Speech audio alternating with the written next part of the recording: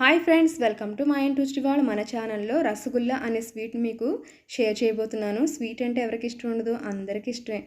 అందరికీ ఇష్టమైన స్వీట్ని ఇంట్లో ఈజీగా ఎలా చేసుకోవాలో చూపిస్తాను. మీరు కూడా ట్రై చేసి ఎలా వచ్చిందో నాకు కమెంట్ సెక్షన్ చెప్పండి.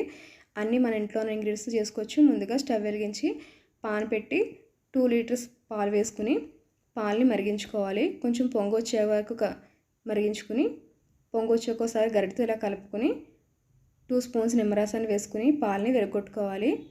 మనం పన్నీర్కి ఎలా అయితే చేసుకుంటామో అలా చేసుకోవాలి. ఈ వచ్చిన పన్నీర్ అంతటిని ఒక స్ట్రైనర్లో క్లాత్ వేసి కొంచెం కోల్డ్ వాటర్ కూడా వేసి ఇలా వాటర్ని ఫ్రీజ్ చేసేసుకుని ఈ పన్నీర్ని ఒక ప్లేట్లో వేసుకుని వేడిగా ఉండగానే ఉండలు లేకుండా బాగా కలిపేసుకోవాలి.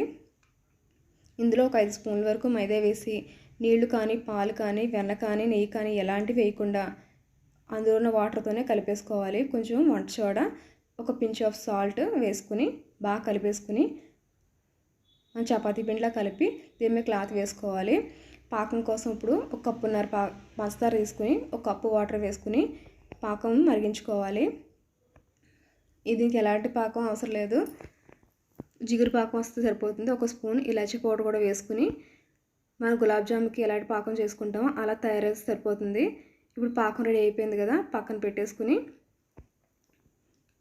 కొంచెం నిమ్మరసం కూడా ఇందులో వేసుకుంటే సరిపోతుంది. మనం ముందుగా కలిపి పెట్టుకున్న పిండి ముద్దని ఒకసారి కలిపేసుకుని చిన్న చిన్న నిమ్మకాయ సైజ్ అంతా తీసుకుని ఇలా చేతితో రౌండ్గా బాల్ షేప్ చేసుకుని దీనికి కాయిన్లా చేసుకోవాలి. మీరు రౌండ్గా కనుక ఆయిల్లో వేస్తే పేలుతుంది కాబట్టి ఇలా కాయిన్ షేప్లో చేసుకుని డీప్ ఫ్రై సరిపడా ఆయిల్ పెట్టుకుని వీటిని ఫ్రై చేసుకోవాలి. ఒక సైడ్ వేగిన తర్వాత టర్న్ చేసుకుని రెండో సైడ్ కూడా గోల్డెన్ బ్రౌన్ కలర్ వచ్చే వరకు ఫ్రై చేసుకోవాలి. ఇలా ఫ్రై అయిన వాటిలన్నిటిని మనం మరిగించుకున్న పాకంలో వేసుకుని 1 గంట పాటు అలా వదిలేస్తే జ్యూసీగా తయారవుతాయి. ఈ రసగుల్లా అంటే చాలామంది ఇష్టపడతారు. మీరు కూడా మీకు నచ్చితే ఎలా వచ్చిందని కమెంట్ సెక్షన్ చెప్పండి. ఈ వీడియో కనుక నచ్చితే లైక్ చేయండి, కామెంట్ చేయండి, షేర్ చేయండి, తప్పకుండా సబ్స్క్రైబ్ చేయండి. మన ఛానల్ని ఫస్ట్ టైం చూస్తే కనుక తప్పకుండా సబ్స్క్రైబ్ చేయండి, పక్కన బెల్ ఐకాన్ క్లిక్ చేయండి. ఇంకా మీకు బాగా నచ్చితే మీ ఫ్రెండ్స్ అండ్ ఫ్యామిలీకి షేర్ చేయండి. Thanks for watching.